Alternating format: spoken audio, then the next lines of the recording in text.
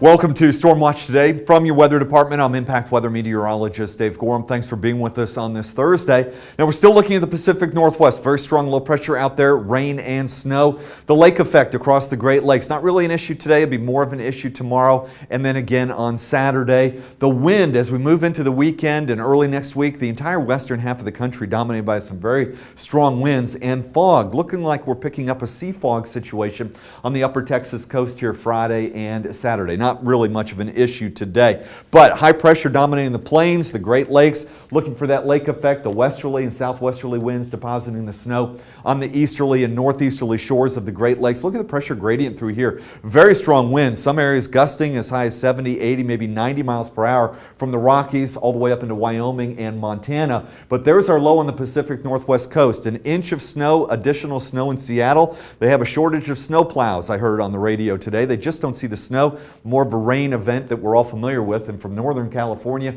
Oregon, the southern portions of the Washington coast, looking for some very heavy rainfall. But the snow in the higher elevations, another foot of snow is certainly possible. Most areas inland could be looking at 3 to 8, maybe 10 inches of snowfall. As we work our way into Friday, we're looking at the Great Lakes. We've got that westerly shore lake effect situation. Those easterly winds bringing the snow, the lake effect snow back out into Iowa and portions of Wisconsin. Our low pressure area out to the Pacific Northwest, still bringing a lot of rain and snow to the higher elevations. Look at the pressure gradient there. Look at the pressure gradient here. Again, those yellow lines, those isobars, when you squeeze them together, the wind really drives up. And by Saturday, we're looking for the whole western half of the country dominated by some very strong winds. High profile vehicles, if you're outside working on scaffolding or what have you, be aware of the wind across the western half of the country. Not really much going on in the eastern half, a little bit of a southwesterly fetch. We've got a little bit of rain expected, high pressure up over the Great Lakes. Kind of shuts down that lake effect snow except for the southern shores of Lake Superior. But as we move into Sunday and Monday,